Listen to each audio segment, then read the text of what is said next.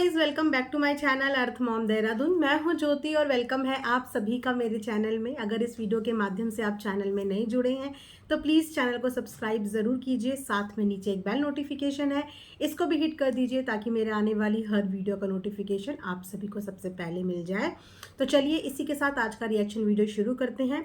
काफ़ी लोगों के कमेंट आ रहे थे मेरी इस कुर्ती के लिए। सो गाइज़, ये कुर्ती मैंने स्टिच करवाई है, ये ऑनलाइन नहीं खरीदी है, इसीलिए इसका लिंक मैं आप सबको नहीं दे पाऊंगी। बट कुछ प्रोडक्ट्स के लिंक मैंने कम्युनिटी पे शेयर करे हैं। अगर आप लोगों को पसंद आते हैं तो वहाँ से लिंक से आप वो बाय कर सकते हैं। मैंने खुद पर्सनली यूज़ करने के बाद ही वो लिंक वहाँ पे शेयर करे हैं। चलिए इसी के साथ हम लोग आज का रिएक्शन वीडियो भी शुरू करते हैं। तो आज का रिएक्शन वीडियो बेसिकली हम बनाने वाले हैं सृष्टि दीदी के ऊपर, जगत भैया के ऊपर भी। जी हाँ, जगत भैया बाय डिफ़ॉल्ट हर जगह पे ना फिट हो ही जाते हैं, क्योंकि वो किसी न किसी को कभी ना कभी पकड़ ही लेते हैं। जैसे कि उन्होंने अभी अपने लास्ट व्लॉग में सृष्टि दीदी का नाम का टाइटल थंबनेल डाल के उन्हें पकड़ लिया, और उनको ये श्योरिटी थी कि वैसे वो वीडियो व्लॉग देखने आए या ना आए, बट अपना टाइटल और थंबनेल देख के वो ज़रूर ही वीडियो व्लॉग देखने के लिए आएंगी। बट जगत भैया ने ना एक बात बिल्कुल सही बोली है कि सृष्टि दीदी के पास कहाँ टाइम। जी हाँ गाइज, उनके पास कहाँ टाइम भाई। उनके नाम का बोलते हैं ना, भपका चलता है, भपका मतलब गुंडागर्दी वाला भपका नहीं भाई, काम का भपका चलता है उनका। इस काम का भपका उन्होंने अपना बनाया है। अगर आप फैम का नाम लो ना, जिसमें वो काम करती हैं, जिसके साथ वो एसोसिएटेड है, अगर मैं गलत नहीं हूँ तो मैंने सुना है उड़ता उड़ता कि वहाँ तो उनके नाम का भपका चलता है। बहुत ज़बरदस्त काम कर रही हैं कंपनी के लिए, और वो मेहनत उनकी एक्चुअली दिखती भी है। ऐसे ही रंग बिरंगा नहीं है उनका घर, उस रंग बिरंगे घर के पीछे मेहनत है, और दिन की भी मेहनत है और रात की भी मेहनत है। एक्चुअली वो रात की ही रानी है और रात को ही ज़बरदस्त काम करती हैं, और इसीलिए घर में उनकी इतने बड़े बड़े बोल्ट की लाइट भी लगी हुई हैं गाइज। तो मेहनत से आप लाइफ में हर चीज़ अचीव कर सकते हैं, इस चीज़ का एग्जाम्पल है वो, है ना। तो जगत भैया ने एक चीज़ तो बोली कि उनके पास वाकई में वक्त तो नहीं है, लेकिन हाँ, अगर उनका फ़ोटो वोटो लगाएंगे तो वो ज़रूर आ जाएंगी। तो आज ये एक्सपेरिमेंट मैं भी करने वाली हूँ। आज मैं भी अपने थंबनेल में उनका नाम लगाने वाली हूँ, डालने वाली हूँ। देखती हूँ कि वो हमारी वीडियो तक पहुँचती है या नहीं, अपने इतने बिजी टाइम से वो हमारे लिए समय निकाल पाती हैं या नहीं, और हमारे कॉमेंट सेक्शन में आ पाती है या नहीं। फिलहाल एक और बात जगत भैया ने यहाँ पे सही बोली कि जो हमारी सृष्टि दीदी है ना, पार्टी वार्टी नहीं करती हैं भाई। ऐसा क्यों सृष्टि दीदी? ये तो बहुत गलत बात है। अब क्या है ना, आपने सबकी पार्टी में जाके जो इतना कुछ दिया है, इतना कुछ दिया है, थोड़ा वो वसूलो ना, थोड़ा वो भी वसूलो। ऐसे आप पक्के बनिया नहीं बने। चाहे आप कितनी भी तगड़ी तगड़ी सेल मार लो, हाँ, चाहे आप कितना भी अपना भपका बना लो, पर ये एक सही बनिए की पहचान नहीं है कि आप फंक्शन में जाके देख के तो आओ लेकिन अपने घर में फंक्शन ना करो। एक असली बनिया वही होता है जो देता भी है और बाद में आने का इंतजार भी करता है। या तो आप पार्टी से बच रही हैं, या तो आप पार्टी देना नहीं चाहती। अभी अभी इनके बेटे का गाइस बर्थडे गया है, और देखो इन्होंने गुपचुप घर में बर्थडे सेलिब्रेट कर दिया। अब तो इनकी एनिवर्सरी भी आती होगी, घर में 2 बच्चे हैं, उनका बर्थडे भी आता होगा, इनका खुद का भी आता होगा, पर इन्होंने मजाल है कि कभी कोई पार्टी थ्रो करी हो। आखिर आप पार्टी थ्रो क्यों नहीं करती? आखिर आप अपने घर में आने का न्योता क्यों नहीं देती? आखिर आप बड़े बड़े व्लॉग और ट्रेंडिंग में जाने का मौका क्यों गंवाती हैं?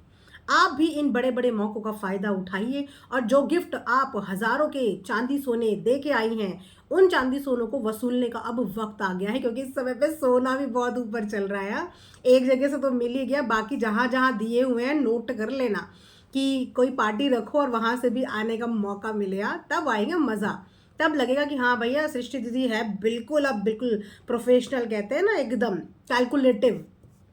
इसी के साथ साथ आज सृष्टि दीदी का भी मैंने व्लॉग देखा, और उनका व्लॉग मुझे काफ़ी अच्छा लगा, और मैं इस व्लॉग पे अपना ओपिनियन और अपना रिएक्शन ज़रूर देना चाहती थी, क्योंकि मैं नेगेटिव वीडियोस के साथ साथ पॉजिटिव चीज़ों को भी डेफिनेटली हाईलाइट करने में बिलीव करती हूँ कि अगर किसी व्लॉगर की साइड से कोई चीज़ पॉजिटिव दिखती है तो उस चीज़ पे भी हमें डेफिनेटली बात करनी चाहिए, ताकि हर चीज़ बैलेंस हो। ना तो कोई इंसान 100 का 100% गलत हो सकता है, ना ही वो 100% सही हो सकता है। यहाँ पे बात करते हैं आज जो सृष्टि जी हैं, उनके बेटे का रिजल्ट निकल के आया है, और रिजल्ट वाले दिन उन्होंने जो बात बोली है ना, एक्चुअली उस बात को मैं भी पर्सनली मानती हूँ, और उस बात से मैं कंप्लीटली सहमत हूँ कि बच्चों के ऊपर स्कोर्स का बर्डन डाल डाल के पेरेंट्स अपनी जो उनकी अपनी इच्छाएं होती है ना, वो अपने बच्चों पे थोपने की कोशिश करते हैं। ना तो उनका माइंड एक्सप्लोर होने देते हैं, ना ही उनके खुद के थॉट्स को डेवलप होने देते हैं, और बचपन से ही जो पेरेंट्स चाहते हैं वो बच्चों के अंदर सीडिंग करने लगते हैं, बिना ये जाने हुए कि बच्चे की कैपेबिलिटी कितनी है, बच्चे का इंटरेस्ट ऑफ एरिया क्या है, बच्चे के स्कोर्स कितने आ रहे हैं। बस उनको एक मोटिव रहता है, बच्चा ये बन जाए, बच्चा वो बन जाए, और इस प्रेशर में बच्चे स्कोर के प्रेशर में बेसिकली धीरे धीरे पेरेंट्स से भी कट ऑफ होने लगते हैं। उनको अपनी चीज़ें बता नहीं पाते, क्योंकि पेरेंट्स हमेशा हवाला क्या देते हैं, हम तुम पे इतना खर्च कर रहे हैं, तुम्हारी इतनी फीस जा रही है, इतना ट्यूशन में जा रहा है, इतना हम तुम पे खर्च कर रहे हैं, और अगर तुम नंबर नहीं लाओगे तो देखो। तो ये कहीं ना कहीं बच्चों के ऊपर एक प्रेशर बनाने वाली बात होती है। और ये बात फैक्ट है कि हमेशा टॉप स्कोरर ही लाइफ में सब कुछ अचीव नहीं करते। एक एवरेज स्टूडेंट भी लाइफ में बहुत कुछ अचीव कर लेता है, एक एवरेज स्टूडेंट भी, और एक टॉपर भी लाइफ में कभी ना कभी मार खा जाता है। ज़रूरी नहीं है कि हर टॉपर एक अच्छी पोजीशन होल्ड करता हो, और ज़रूरी नहीं है कि हर एवरेज स्टूडेंट या बिलो एवरेज स्टूडेंट खाली बैठा हो। हर कोई कमा रहा है, खा रहा है, और बड़ी बड़ी पोजीशन पे बैठने वाले लोग हर कोई टॉपर नहीं है। उनमें एवरेज स्टूडेंट्स भी हैं, इनफैक्ट बिलो एवरेज स्टूडेंट्स भी हैं, और टॉपर भी हैं। वो पूरा एक कंप्लीट पैकेज होता है। तो स्कोर्स का बर्डन आई थिंक बच्चों पे नहीं डालनी चाहिए। मैटर ये करता है कि आप बच्चों को डायरेक्शन सही दें, उनको एक अच्छा इंसान बनाने के लिए आप प्रेरित करें, रेदर देन कि स्कोर्स इतने चाहिए, स्कोर्स इतने चाहिए, स्कोर्स इतने चाहिए। उनकी नॉलेज बढ़नी चाहिए, उनको समझदारी आनी चाहिए, उनको नॉलेज होनी चाहिए। स्कोर्स अप डाउन हो तो पेरेंट्स को इस चीज़ पे ना तो हाइपर होना चाहिए, ना ही बच्चों पे प्रेशर डालना चाहिए। यहाँ पे सृष्टि दी ने अपने बच्चे के भी स्कोर बताए। बहुत सारे बच्चे अपने स्कोर्स बताने के लिए कंफर्टेबल भी नहीं होते, और उनकी प्रिवेसी मेंटेन करनी चाहिए। अगर बच्चे कंफर्टेबल नहीं हैं तो उनके स्कोर्स नहीं बताओ। कुछ बच्चे होते हैं अपनी प्राइवेट लाइफ को प्राइवेट रखना चाहते हैं, और जब when it comes to score, तो हम खुद अपने टाइम पे अपने स्कोर छुपाते थे और मम्मी को साफ इंस्ट्रक्शन दे देते थे कि पड़ोस वाली आंटी ने पूछा तो बताना मत कि कितने आए हैं। हम खुद ही देते थे। तो हम वो वाला दिमाग बच्चों का समझते हैं कि वो अपने स्कोर्स को हाइड करना चाहते हैं या उन्हें प्राइवेट रखना चाहते हैं। बट यहाँ पे सृष्टि जी ने बताया कि उनके बेटे ने आई थिंक 84 स्कोर करा है, विच इज अगेन कोई इतना बुरा स्कोर नहीं है, बहुत सही है, बहुत सही स्कोर है। प्लस उनका जो बेटा है वो अपनी मम्मी के साथ अपनी मम्मी के काम में बहुत ज़्यादा इन्वॉल्व और पार्टिसिपेट करता है। उसके बाद भी अगर वो 84% स्कोर कर रहा है तो ये उसने अपनी एबिलिटी से, क्योंकि बच्चा ना अपने बोर्ड्स में हमेशा अपनी कैपेसिटी और एबिलिटी से ज़्यादा ही ट्राई करता है। जो वो पूरे साल नहीं करता ना, जो वो पूरे 8th 9th में नहीं करता, बच्चा वो अपने 10th और 12th के बोर्ड में अपना 100% देता है।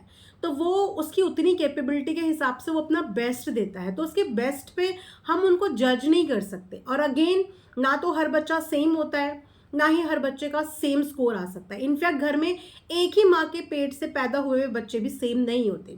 कुछ बच्चे एक्सट्रोवर्ट होते हैं, कुछ बच्चे इंट्रोवर्ट होते हैं, कुछ बच्चे बहुत फ्रेंडली होते हैं, तो कुछ बच्चे बहुत ज़्यादा रिजर्व नेचर के होते हैं। तो हर माँ के बच्चे भी अलग अलग होते हैं, इसीलिए बच्चों का भी आपस में कंपैरिजन नहीं होना चाहिए। और बच्चों के बीच में ये कंपैरिजन वाली चीज़ें मेचोरिटी नहीं कहलाती कि आप इन चीज़ों पे बच्चों के बीच में ऐसी थिंकिंग डेवलप कराएं या उनके दिलों में ऐसे थॉट्स डेवलप कराएं कि मम्मी एक को अटेंशन दे रही है, दूसरे को अटेंशन नहीं दे रही है, कैमरे में सिर्फ एक बच्चा दिखता है, दूसरा नहीं दिखता। हर बच्चे का अपना अलग अलग नेचर होता है। उनका जो आई थिंक वो छोटा ही बेटा है तेजस, अगर मैं गलत नहीं हूँ, तो वो काफ़ी जॉली और बहुत फ्रेंडली है। जैसा उसका नेचर मैंने देखा है, वो बहुत जॉली, फ्रेंडली, प्लस बहुत एक्टिव है।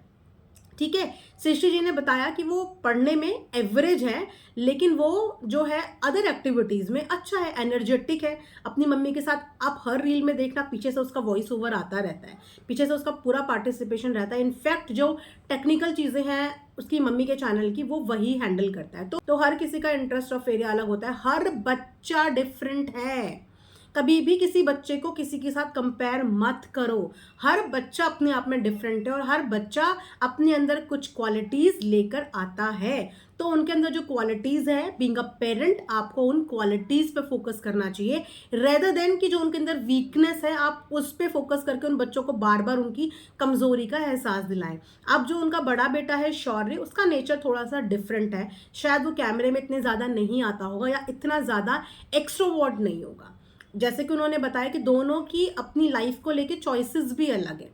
अपने फ्यूचर को लेके, अपने करियर को लेके दोनों की चॉइसेस भी अलग हैं, जो कि बट ऑब्वियस सी बात है, हर इंसान की, हर एक इंडिविजुअल की अपनी अलग अलग चॉइसेस होती है। और यहाँ पे अगर बच्चों के माइंड में ऐसी थिंकिंग आप जाने अनजाने भी कमेंट सेक्शन में देते हैं तो मासूम बच्चों पे इन चीज़ों का प्रभाव एक्चुअली पड़ता है। हालांकि कोई भी माँ अपने बच्चों के लिए कभी भी कोई कमी नहीं करती, और जो सृष्टि जी की लाइफ है वो लाइफ इतनी रोलर कोस्टर वाली रही है कि वो अपने बच्चों के लिए बहुत ज़्यादा मेहनत कर रही है। आज के लिए नहीं, वो अपने बच्चों के भविष्य के लिए भी सोच रही है। जितने सोने चांदी की वो वीडियो व्लॉग दिखाती है, आप फोकस करना, ध्यान करना, वो उन ज्वेलरी में हमेशा ये बात नोटिस करते कि मेरे बेटों के लिए है, कल को उनकी बहुएं आएंगी उनके लिए होगा, मेरे बच्चों के फ्यूचर के लिए होगा। तो वो पाई पाई अपने बच्चों के फ्यूचर के लिए ही जोड़ रही है और अपने दोनों बच्चों के फ्यूचर के लिए जोड़ रही है। वरना बैठ के रिलैक्स करना किसको अच्छा नहीं लगता। दिन रात मेहनत करना, दिन रात मेकअप में पड़े रहना, दिन रात कभी ये कपड़े पहन के, ये कपड़े पहन के, ये चेंज करके रहना, ये अपने आप में एक बहुत ही स्ट्रगल वाला टाइम होता है, बहुत ही टायरिंग होता है। दिन दोपहरी में, रात के अंधेरे में पूरी रात काम करना बहुत टायरिंग होता है, लेकिन वो लेडी मेहनत करती है और उनकी मेहनत दिखती है और उनकी पॉजिटिविटी भी दिखती है और अपने बच्चों के करियर और उनकी केयर भी दिखती है। और उनके बच्चे नो डाउट बहुत अच्छे हैं। जो बच्चा अपनी माँ का स्ट्रगल समझ पाए, जो बच्चा अपनी माँ का काम में हाथ बटा पाए, वो एक अच्छी अपब्रिंगिंग की निशानी होती है। आजकल के बच्चे वरना क्या करते हैं कि उनको बहुत सेपरेट रहना पसंद है। हमारे गढ़वाल में कहते हैं एकुल कट्टा, मतलब कि जिन्हें अकेले रहना एक स्टेज पे आके पसंद आने लगता है। पेरेंट्स से भी दूर रहेंगे, अपने कमरे में जाएंगे, या तो अपने फ़ोन में लग जाएंगे या अपने कमरे में चले जाएंगे। बहुत लेस इंटरेक्शन पेरेंट्स से करते हैं और वही एक दौर शुरू हो जाता है जहाँ पे पेरेंट्स और बच्चों के बीच में एक डिफरेंस और एक डिस्टेंस बनना शुरू हो जाता है। वहीं पे अगर सृष्टि जी की मैं बात करूँ, उनकी परवरिश की, तो उनके बच्चे आज भी अपनी मम्मी के साथ बैठे होते हैं, अपनी मम्मी के साथ काम करते हैं, और अगर अपनी मम्मी को अपने दिल की बातें बताते हैं और उनकी मम्मी उसी तरीके से उन्हीं की एज की बन के, दोस्त बन के वो सुनती है, तो दैट मीन्स कि वो एक बहुत अच्छी अपब्रिंगिंग अपने बच्चों को दे रहे हैं। बाकी मुझे व्लॉग टोटल मिला के अच्छा लगा, उनके थॉट्स बच्चों को लेके अच्छे लगे, उनके थॉट्स स्कोर्स को लेके अच्छे लगे, और मैं बिल्कुल चाहती हूँ कि हर एक माँ अपने बच्चों पे स्कोर्स का प्रेशर बिल्कुल ना डालें। बच्चे ऑलरेडी अपनी एबिलिटी से ज़्यादा मेहनत करते हैं अपने बोर्ड्स में, तो जितना वो स्कोर करें आप उसके लिए उनको मोटिवेट करें। अपनी इच्छाएं बच्चों पे कभी मत थोपें। लेट देम थिंक कि उनको अपनी लाइफ में क्या करना है, उनको सोचने का मौका दें और समझने का मौका दें कि एक्चुअली उनके अंदर क्या एबिलिटीज़ है। जब तक आप उनकी एबिलिटीज़ जानने की कोशिश नहीं करोगे तब तक आप अपने बच्चों को समझ ही नहीं पाओगे। और आजकल समझ का हेरफेर बहुत ज़्यादा है। कब बच्चे और पेरेंट्स के बीच में एक बाउंड्री क्रिएट हो जाती है और वो कब इतनी बड़ी हो जाती है कि बच्चे अपने पेरेंट्स से डिस्कस करना और उनको बताना छोड़ देते हैं और अपनी प्रॉब्लम्स का सोल्यूशन खुद ढूंढना शुरू करते हैं। और इसी चक्कर में बहुत सारे बच्चे डिप्रेस भी होते हैं, क्योंकि बच्चों की अपनी एक अलग स्ट्रगल जर्नी होती है। पेरेंट्स अपना स्ट्रगल बच्चों को गिनाते रहते हैं, बट बच्चों की भी अपनी एक स्ट्रगल जर्नी होती है, क्योंकि वो लाइफ में आगे बढ़ रहे होते हैं, टीनेज एज में जाते हैं, तो उनकी लाइफ में भी बहुत सारी चीज़ें आ रही जा रही होती हैं जिसको कैसे डील करना है उनका वो दिमाग सोच समझ नहीं पाता। और अगर उस समय पे उन्हें पेरेंट्स की प्रॉपर गाइडेंस नहीं मिलेगी या वो शेयर नहीं करेंगे, वो एक सही रास्ता नहीं चुन पाएंगे, उस प्रॉब्लम का एक सही सोल्यूशन नहीं निकाल पाएंगे। तो बहुत इंपॉर्टेंट है कि बच्चों को बिल्कुल वक्त दीजिए, उनके साथ फ्रेंडली रहिए और उनको अपने से अलग बिल्कुल मत होने दीजिए। चाहे आपको उनकी एज में ही घुस के वैसा ही बनना पड़े, बट आप वैसा ही बनिए। तो मैंने सोचा एक छोटा सा वीडियो मैं इसके लिए बना देती हूँ। आई होप कि आप सबको पसंद आया होगा। कमेंट सेक्शन में जितने भी पेरेंट्स के बच्चों के बोर्ड्स के एग्ज़ाम हैं और अगर उनके स्कोर्स आ गए हैं तो आप सबको मेरी तरफ से मैनी कंग्रेचुलेशंस, क्योंकि ये स्कोर सिर्फ बच्चों के ही नहीं होते, इसमें माँ की भी मेहनत होती है और इसमें पिता की भी मेहनत होती है। तो सभी पेरेंट्स को कंग्रेचुलेशन, सभी बच्चों को congratulations. God bless you guys. आप लोगों का आगे का जो फ्यूचर है वो बहुत ब्राइट हो। मेरी तरफ से लॉट्स ऑफ ब्लेसिंग्स। और प्लीज़ जितनी भी मदर्स हैं स्कोर्स में, कमेंट सेक्शन में मुझे स्कोर्स ज़रूर बताना किस किस बच्चे ने कितने कितने स्कोर करे हैं। इसी के साथ ये रिएक्शन वीडियो यहाँ पे एंड कर। Thanks for watching earth Mom Dehradun.